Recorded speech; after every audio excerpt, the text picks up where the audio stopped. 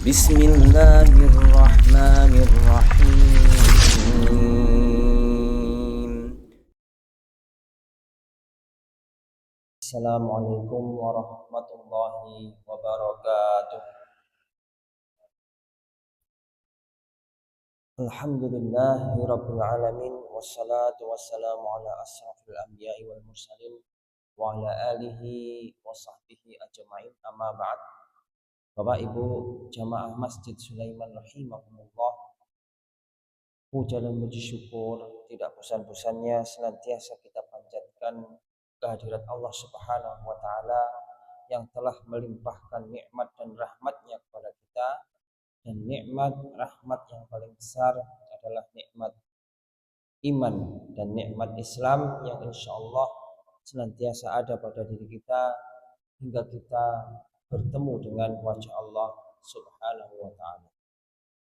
Salawat serta salam senantiasa tercurah kehadirat Rasulullah Muhammad SAW kepada seluruh keluarganya, para sahabat-sahabatnya, serta generasi-generasi setelahnya yang senantiasa menganggap teguh Al-Quran dan Sunnah hingga akhir zaman. Semoga kita termasuk di dalamnya. Amin, amin ya rabbal alamin. Bapak Ibu rahimakumullah, pada kesempatan yang berbahagia ini Allah pertemukan kita kembali dalam rangka belajar bersama, ngaji bersama berkenaan dengan kitab Sahih Bukhari Muslim, masih dalam bab iman. Bismillahirrahmanirrahim. Melanjutkan hadis-hadis yang lalu, diriwayatkan dari Abu Musa radhiyallahu anhu, katanya Rasulullah Shallallahu alaihi wasallam menerangkan kepada kami 5 perkara dengan bersabda, sesungguhnya Allah tabaraka wa taala itu tidak pernah tidur dan mustahil dia akan tidur. Dia berkuasa menurunkan timbangan amal dan mengangkatnya. Kemudian akan diangkat kepadanya, yaitu dilaporkan segala amalan pada waktu malam sebelum dimulai amalan pada waktu siang. Jadi amalan pada waktu malam ya, ini sebelum waktu siang ini akan diangkat. Kapan batasnya ya, antara malam dan siang? Nggih waktu subuh ngeten iki.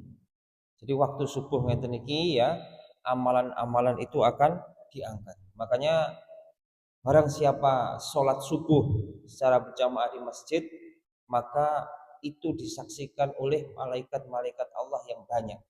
Karena pada waktu itu terjadi pergantian shift ya, antara malaikat malam dan malaikat siang. Karena subuh ini menjelang siang, sehingga malaikat yang berjaga atau bertugas di malam hari ya akan segera menghaturkan amalan-amalan itu ya, menyampaikan amalan-amalan hamba Allah ya, manusia, dan kemudian akan diganti oleh malaikat-malaikat yang berjaga di siang hari ya. Kami lanjutkan. Dan begitu juga amalan pada waktu siang akan diangkat kepadanya sebelum dimulai amalan pada waktu malam. Bapak Ibu rahimakumullah, sebaliknya jadi amal pada waktu siang ini akan disampaikan atau akan diangkat kepada Allah Subhanahu wa taala sebelum datang waktu siang. Kapan pergantian antara siang dan malam? Yaitu pada waktu asar, salat asar. Salat asar ini termasuk salat yang dihadiri oleh para malaikat-malaikat Allah Subhanahu wa taala yang shift siang dan kemudian datang yang akan berjaga di shift malam. Berikutnya hijabnya maksudnya hijab Allah Subhanahu wa taala adalah cahaya. Menurut ya riwayat Abu Bakar ya, itu adalah api. Jadi seperti pada waktu Musa alaihissalam ini berbicara dengan Allah Subhanahu wa taala di Bukit Tur Sinai, ini bukan dalam wajah Allah yang sebenar-benarnya, tetapi digambarkan dalam Al-Quran itu dalam bentuk cahaya atau api, ya, api lah. Jadi dalam bentuk api, cahaya yang terang. Pun juga pada waktu Rasulullah Shallallahu Alaihi Wasallam ini Mi'raj ke langit ketujuh, ya, ke Sidratul Muntaha, kemudian berbincang dengan Allah Subhanahu Wa Taala, ini juga beliau melihat dalam bentuk cahaya, cahaya di atas cahaya. Demikian Rasulullah Shallallahu Alaihi Wasallam menyampaikan. Jadi bukan dalam bentuk wajah Allah yang asli, karena yang bisa melihatnya atau yang Allah perkenankan untuk melihat wajah Allah yang asli yaitu para penduduk surga kelak. Kelak kalau sudah meninggal dari kiamat, ya, yang ahli surga masuk surga. Nah, ini salah satu kenikmatan yang paling besar, ya, para penduduk surga ini adalah bisa menyaksikan wajah Allah. Wajah Allah Subhanahu wa taala dalam bentuk yang asli. Ini kenikmatan yang paling besar.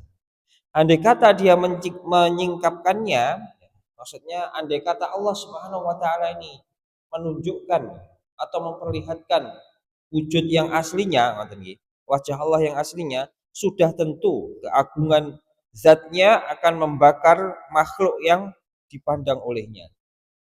Sebagaimana Musa alaihissalam pada waktu beliau meminta kepada Allah untuk melihat Allah Subhanahu wa taala, maka Allah Subhanahu wa taala, ya, memerintahkan Musa untuk melihat gunung.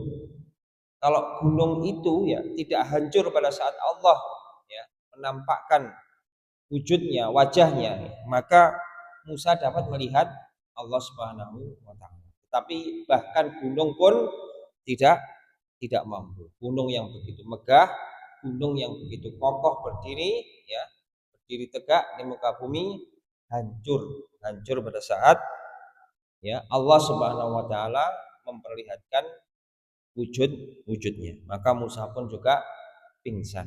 Belum sempat melihat sudah pingsan. Saya matik wis tidak kuat. Saking agungnya. Artinya, ya, seluruh makhluk akan terbakar karena pandangan Allah Subhanahu wa taala, meliputi seluruh makhluk.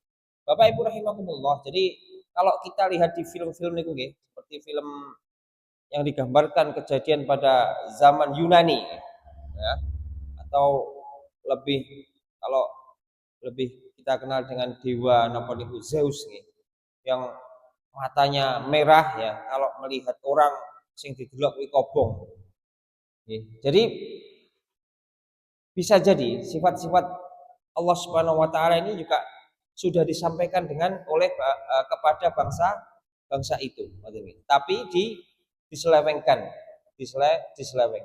karena memang ada hal-hal yang sesuai dengan hadis-hadis yang disampaikan oleh Rasulullah Shallallahu Alaihi Wasallam, tetapi sebagian besarnya, ya, itu diselewengkan oleh mereka.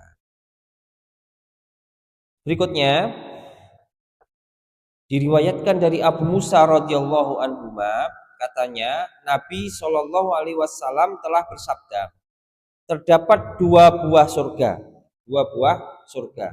yang dibuat dari perak, begitu juga isi kandungannya. Oh, ini lah dibuat dari perak nih, nggih. Pripun niki? Lunyu napa ini? Dan dua buah surga yang dibuat dari emas, begitu juga isi kandungannya. Ini lah dibuat saking emas, nggih. Menyilaukan, nggih. Emas niki lek kenging cahaya kan menyilaukan. Kemampuan ahli surga untuk memandang Tuhan mereka, yaitu Allah, hanyalah dihalangi oleh hijab keagungan pada zatnya di surga Aden. Di Bapak Ibu rahimakumullah, para ahli surga kelak itu bisa melihat wajah Allah Subhanahu wa taala.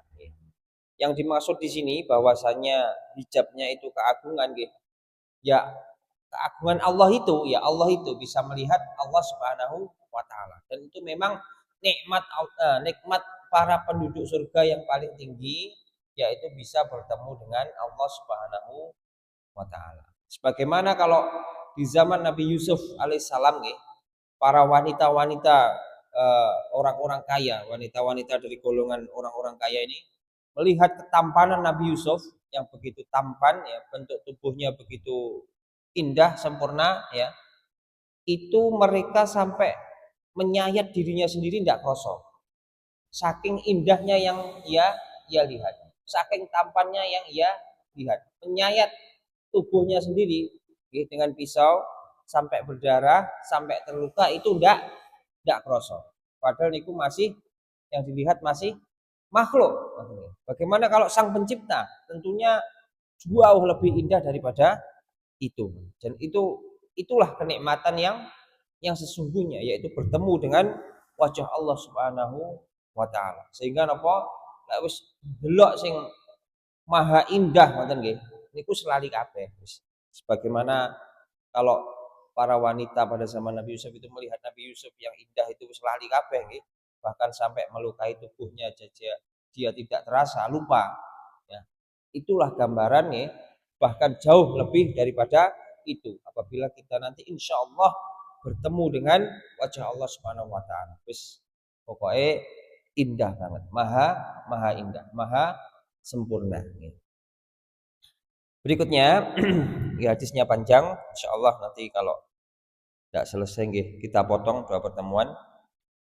Diriwayatkan dari Abu Hurairah radhiyallahu anhu katanya, sesungguhnya ya, banyak orang bertanya kepada Rasulullah Shallallahu Alaihi Wasallam, wahai Rasulullah, apakah kami dapat melihat Tuhan kami pada hari kiamat? Ini sebagaimana dengan pada zaman kita, orang-orang pada zaman kita, para sahabat ini juga bertanya-tanya, juga rindu pengen bertemu dengan Allah Subhanahu wa taala. Sehingga mereka bertanya, apakah kami ya dapat melihat Tuhan kami pada hari kiamat?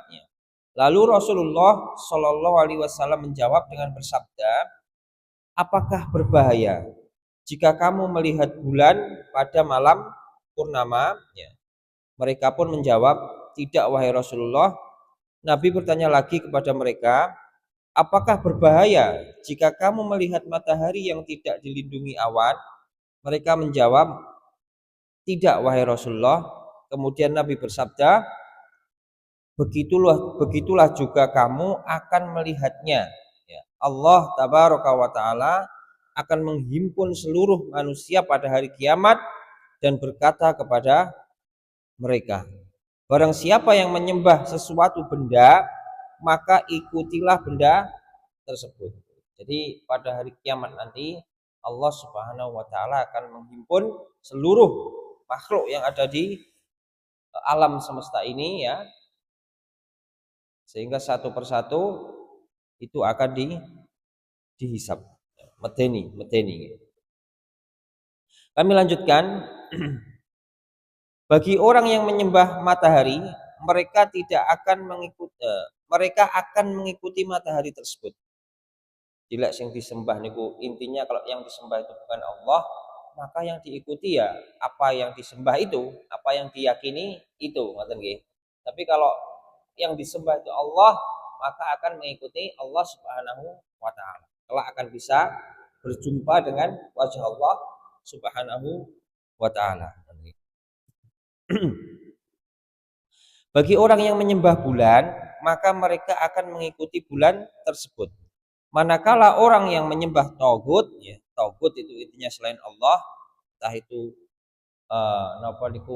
hukum yang tidak berasal dari Allah, atau mungkin tauhid niku hal-hal yang menyelisih ya syariat Allah dan Rasulnya, nah itulah tauhid. Maka mereka akan mengikuti tauhidnya itu. Jadi tinggal lagi umat ini, yaitu umat yang percaya kepada Allah Subhanahu wa taala, termasuk orang-orang munafik yang tetap dengan kemunafikan mereka. Jadi orang-orang munafik niku pripun nggih?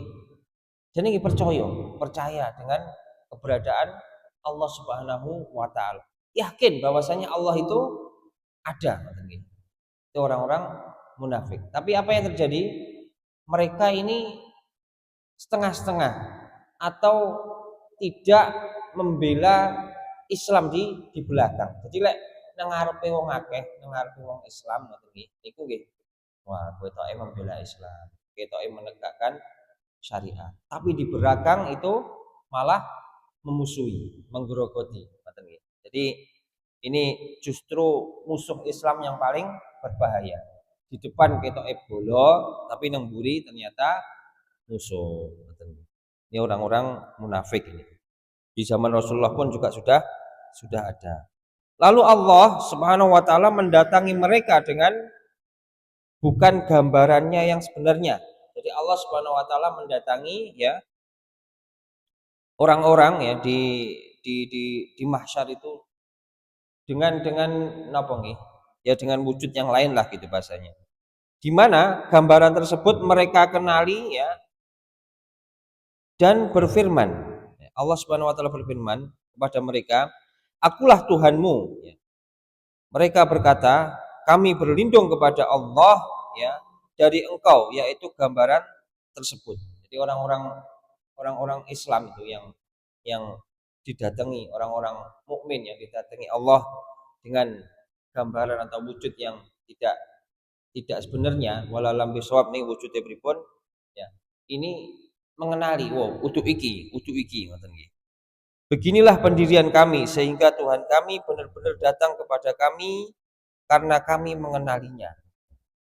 Lalu Allah Subhanahu wa taala mendatangi mereka dengan wujud aslinya sebagaimana yang mereka kenali ya dan berfirman kepada mereka, "Akulah Tuhan kamu." Mereka pun menjawab, "Engkaulah Tuhanku."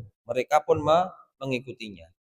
Jadi walalam bisawab niki pripun nggih, karena Allah Subhanahu wa taala itu Maha Agung ya. Kalau wujude pripun-pripun nggih mboten ngertos nggih. Tapi bisa jadi walau alam bisawab niki di hari kiamat kelak itu di napa niku di dimasukkan ya atau eh, diilhamkan ngoten nggih, diilhamkan kepada orang-orang Islam, kepada orang-orang mukmin ya, bagaimana orang-orang mukmin itu bisa mengenali ya, wujud Allah Subhanahu wa taala. Karena kalau sekarang nggih pripun cahaya di atas cahaya ini kan pripun nek gambarnya angel nggih. Tapi ya insya Allah seperti itu. Allah Subhanahu wa taala maha mampu sehingga kelak itu orang-orang Islam, orang-orang mukmin mengenali. Kemudian mengikuti Allah Subhanahu wa taala. Kemudian ya Allah merentangkan kepada mereka suatu titian yang merentangi neraka. Niki yang disebut atau yang kita kenal dengan sirat, jembatan sirat. Jadi setelah dikumpulkan ya, kemudian mengikuti. Niki khusus orang Islam lagi, khusus orang-orang yang beriman, khusus orang-orang yang percaya beriman kepada Allah Subhanahu wa taala. Niku dibentangkan sirat, jembatan sirat yang melintasi neraka. Maka aku bersama umatku ya adalah orang pertama yang menyeberanginya. Jadi Rasulullah Shallallahu Alaihi Wasallam bersama dengan umat beliau itu diberi Allah Subhanahu Wa Taala keistimewaan yang pertama kali akan melewati sirat itu. Umat-umat yang lain saya belakangan. Setelah umat Islam, setelah umat Rasulullah Shallallahu Alaihi Wasallam melewati sirat, barulah nanti ganti umat-umat yang lain. Pada hari itu tidak ada seorang pun yang dapat berbicara kecuali para rasul. Para rasul berdoa dengan berkata, "Wahai Tuhanku, selamatkanlah, selamatkanlah." Karena ngerinya sirat ini, ya bagaimana mboten ngeri, jembatan ngisore wis neraka. Ngisore wis ada malaikat Malik menjaga neraka. Malaikat Malik yang rupanya sangat mengerikan, bentuknya sangat mengerikan, tentunya wedi banget ngoten nggih. Nah niki lek Napa niku makanya para nabi dan rasul ini berdoa, selamatkanlah ya Allah, selamatkanlah ya Allah. Karena delok ngisor kayak wedi ngenemenen iso terpeleset. Nauzubillah min dzalik. Di dalam neraka terdapat sejenis besi berkait ya, seperti duri sa'adan ya, yaitu nama tumbuhan yang berduri besar. Walau lam bisawab niki pripun tumbuhan sa'adan niki. Durinya besar intinya ngoten. Ciri-cirinya durinya besar. Apakah kamu pernah melihat duri sa'adan? Ya, mereka pun menjawab para sahabat, ya wahai Rasulullah. Nabi bersabda lagi, sesungguhnya ia seperti duri sa'adan yang tidak diketahui sebesar apakah bentuknya, kecuali Allah Subhanahu wa taala. Tumbuhan berduri itu mengait manusia bersama amalan mereka. Tinggallah orang-orang mukmin bersama amalannya yang berhasil melintasi neraka. Jadi orang-orang mukmin ini yang Allah selamatkan melintasi sirat. Maksudnya melintasi neraka niku melintasi sirat tau nggih? Melintasi sirat di atas neraka. Ya ini orang-orang mukmin Allah selamatkan. Sementara orang-orang munafik, orang-orang yang banyak dosa, nah min dzalik ini kecemplung teng neraka, dikait oleh duri tadi. Ya. Setelah Allah menetapkan hukuman di antara para hamba, ya, dan hendak mengeluarkan mereka dengan rahmatnya, maka dia akan memerintahkan para malaikat agar mengeluarkan mereka dari neraka tersebut. Manakala orang tidak menyekutukannya ya, dan dia menghendakinya, maka mereka dikeluarkan dari sana dengan rahmatnya. Nah, ini penting sangat nggih Bapak Ibu rahimakumullah nggih. Yaitu perihal tauhid, perihal mengesahkan Allah Subhanahu wa taala. Karena perkara tauhid ini yang paling tinggi. Barang siapa menyekutukan Allah Subhanahu wa taala dengan yang lain, maka dia tidak hapus ya, dia akan hapus kaplingnya di surga. Jadi harus cukup dengan Allah, harus hanya Allah Subhanahu wa taala yang disembah, hanya Allah Subhanahu wa taala yang diibadahi, hanya Allah Subhanahu wa taala ya Subhanahu wa taala lah yang dimintai pertolongan. Niki tauhid niku nggih. Jadi tidak boleh menyekutukan Allah Subhanahu wa taala karena ini dosa yang paling tinggi. Sebaik apapun seseorang tidak pernah nyolong, tidak pernah mabuk, tidak pernah zina, tidak pernah korupsi, tidak pernah menyakiti orang lain, apik banget iki pokoknya. Gemar napa niku bersedekah ya, gemar membantu orang lain. Tapi kok menyekutukan Allah Subhanahu wa taala. Nah, ini otomatis hapus kaplingnya di surga. Nah, niki perlu diperhatikan. Jadi meskipun seorang hamba itu berlumuran dengan dosa, bukan berarti kita bermudah-mudah dengan dosa, mboten nggih. Tapi ini gambaran mudahnya. Meskipun seorang hamba itu berlumuran dengan dosa, tapi tauhidnya benar hanya kepada Allah Subhanahu wa taala, insyaallah dia akan berhak masuk surga karena rahmat Allah Subhanahu wa taala. Jadi ini perlu dijaga ya. Ada permasalahan, ada penyumunan mawon, mintanya kepada Allah Subhanahu wa taala. Lek beribadah, lek ndonga hanya kepada Allah Subhanahu wa taala. Ngoten nggih. Sampun rada watuk. Kami lanjutkan. Begitu juga bagi orang yang berkata, sesungguhnya para malaikat mengenali mereka sewaktu dalam neraka melalui bekas sujud ya. Niki sujud niki juga akan menjadi tanda di hari kiamat kelak. Jadi sujud kita niku akan menjadi tanda. Nggih, meskipun baduke mboten ireng niku nggih tetep tanda ngoten nggih. Mboten berarti lek Jadi tanda berarti baduke kudu ireng, kudu ngecap ireng. Mboten nggih. Jadi baduke ireng niku nggih mergo sujude teng mlester ngeten iki nggih. Dadi atos. Kalau di napa niku masjid-masjid yang sudah seperti di Saudi itu karpetnya tebel, empuk nggih. Niku mbok sujud pirang-pirang jam nggih, mboten ngecap karena empuk banget. Jadi meskipun tidak berbekas ya, dalam arti di dunia ini tidak kelihatan kapal sujudnya, tetap saja sujud atau bekas sujud ini ya di dahi manusia ini akan dikenali di hari kiamat kelak. Kami lanjutkan. Api neraka akan memakan seluruh anggota anak Adam. Jadi orang-orang yang masuk neraka ini anggota tubuh seluruhnya ini akan dilalap oleh api neraka. Kecuali nopo? Kecuali bekas sujud. Jadi bekas sujudnya ini yang neraka tidak akan mampu membakarnya. Walau bisawab, bekas sujud niki nopo hanya dahi atau 9 bagian sujud, tapi lebih lazimnya nggih muka kita nih, dahi kita. Karena sujud niki dahi kita dan hidung kita niku nempel ke lantai. Jadi yang lazim dipahami nggih, yang dimaksud bekas sujud niku nggih niku, bagian dahi dan hidung yang nempel ke lantai atau ke sajadah. Allah telah mengharamkan api neraka dari memakan seperti itu. Jadi Allah haramkan untuk memakan api neraka ini memakan bekas sujud. Kemudian mereka dikeluarkan dari neraka dalam keadaan hangus. Jadi ini orang-orang yang banyak dosa, orang-orang yang banyak dosa atau timbangan amalnya ini lebih berat dosanya daripada kebaikannya. Ini orang beriman gitu.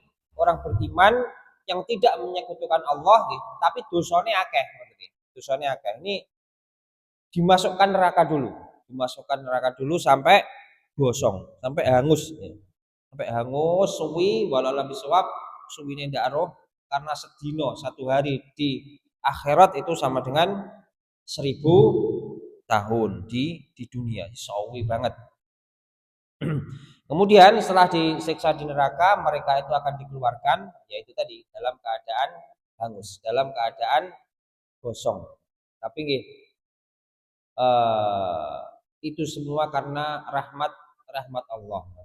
Mereka setelah dikumbah, bahasanya dikumbah, dicuci, disiksa di neraka ya, sesuai dengan dosa-dosa mereka dikeluarkan dalam keadaan hangus. Bapak Ibu rahimakumullah, ini sebenarnya hadisnya masih panjang ya, dan kisah setelahnya ini menarik nih bagaimana orang-orang yang Allah keluarkan dari neraka dalam keadaan hangus, kemudian akan Allah apakan orang-orang ini, kemudian bagaimana Allah Subhanahu wa taala tertawa dengan orang-orang yang Allah keluarkan dari neraka tersebut. Ini menarik, hadisnya menarik dan masih panjang. Tentunya insya Allah akan kita lanjutkan pada pertemuan Selasa pada subuh pekan depan karena masih banyak. Demikian Bapak Ibu rahimakumullah, sedikit yang bisa kita pelajari bersama pada kesempatan ini. Semoga Allah Subhanahu wa taala menguatkan kita, menjaga kita, melindungi kita senantiasa berada di atas din, berada di atas Islam, berada di atas agama yang lurus ini, dan semoga Allah Subhanahu wa taala mematikan kita kelak dalam keadaan husnul khatimah wasyahid fi sabilillah. Amin amin ya rabbal alamin. Ada kurang lebihnya kami mohon maaf. Subhanakallahumma wa bihamdika asyhadu an la ilaha illa anta astaghfiruka wa atubu ilaik. Wassalamualaikum warahmatullahi wabarakatuh. أضفيت على الحسن العبقى